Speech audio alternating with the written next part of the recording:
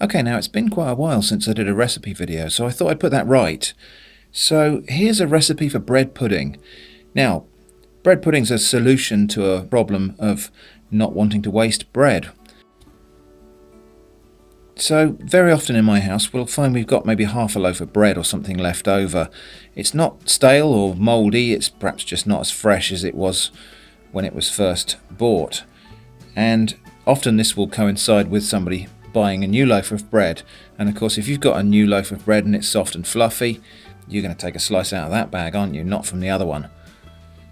So we end up with half a loaf of kind of not quite so fresh bread. Now you shouldn't feed white bread to ducks, so what are you going to do with this half a loaf of white bread?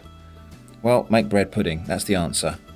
So here's the recipe for bread pudding. So you need about 500 grams of bread, about half a sliced loaf. Tear the bread up into little pieces. This takes a bit of a while, and actually it's easier to do with bread that's gone a little bit stale and stiff. So put that in a big bowl, you'll need a big bowl, and then add about half a kilo of dried fruit. Now you can just use raisins, but this is also a chance to use up odds and ends of dried fruit that you might have in the cupboard, half bags of this and that. So I actually had quite an assortment of odds and ends of fruit in the cupboard, so we ended up with some currants here, chopped dates, we've got some cranberries, mango, and finally we've got some prunes. Now these prunes will need cutting up, and it's always worth checking prunes to make sure that there isn't a stone lurking inside them, because if somebody bites into that and breaks a tooth, they won't thank you. And just for a little bit of extra moisture and flavour, we're going to peel and core a couple of apples and then chop them up into fine pieces and mix them into.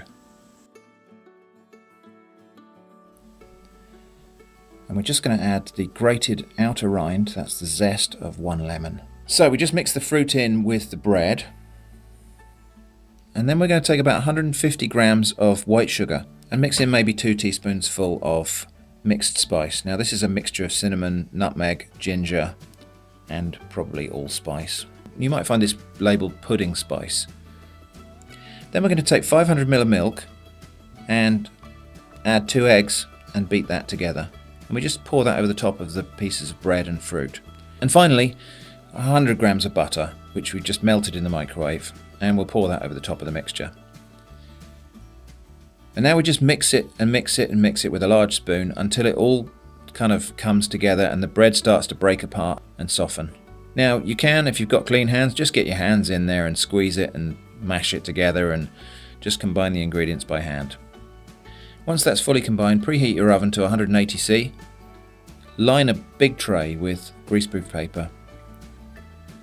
Pour the mixture in, flatten it down, and then bake that in the oven for an hour and a half.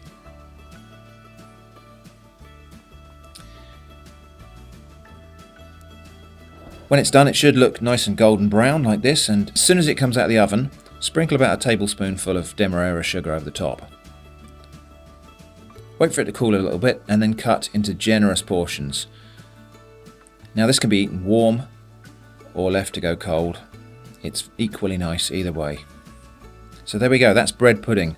Brilliant solution to having leftover bread, and this will keep for several days. Thanks for watching, and I hope to see you again soon.